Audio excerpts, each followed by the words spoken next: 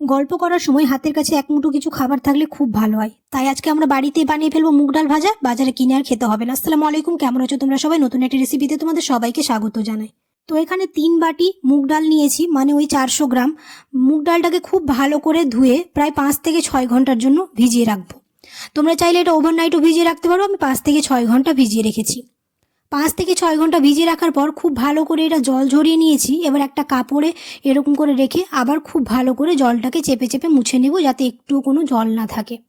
তোমরা যারা ভিডিওটি দেখছো অবশ্যই আমার চ্যানেলটিকে সাবস্ক্রাইব করে দিও, আর ফেসবুক থেকে দেখলে পেজটাকে ফলো করে দিও। খুব ভালো করে জল ঝরানো হয়ে গেছে। এবার তেল গরম হয়ে এসছে, এবার ভালো করে ভেজে নেব। আমরা অনেক সময় বাজারে কিনে খাই, আর বাজারে কিনে যেতে হবে না। খুব সহজে তোমরা বাড়িতে এরকম করে বানিয়ে ফেলবে মুগ ডাল দোকানের মতো।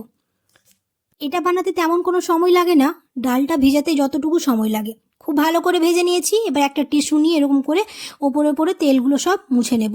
এরকম করে টিস্যু দিয়ে করার ফলে মুগ ডালের যে তেলগুলো থাকে সব টিস্যুর মধ্যে চলে আসবে, আর খুব ভালোভাবে তেলটা মুছাও হয়ে যাবে। আমরা অনেক সময় টাইম পাস করার জন্য হাতের কাছে এক মুঠো কিছু খুঁজি, আর দোকানে কিনে খেতে হবে না, বাড়িতে খুব সহজে বানিয়ে ফেলবো এভাবে। তো এবার এর মধ্যে দিয়ে দিব হচ্ছে পরিমাণ মতো একটু কাশ্মীরি মরিচের গুঁড়ো, একটুখানি বিট নুন, একটুখানি রেগুলার ইউজ নুন, আর দিয়ে দিব হচ্ছে চাট মশলা। দিয়ে খুব ভালোভাবে মিক্স করে নেব। দিয়েই হয়ে যাবে আমাদের মুগ ডাল ভাজা। তোমরা অবশ্যই এরকম করে একবার ট্রাই করবে, আর কেমন হয়েছে কমেন্টে জানাবে। দেখা হবে খুব শিগগিরই পরের একটা নতুন রেসিপিতে। সবাই খুব ভালো থাকবে। আল্লাহ হাফেজ।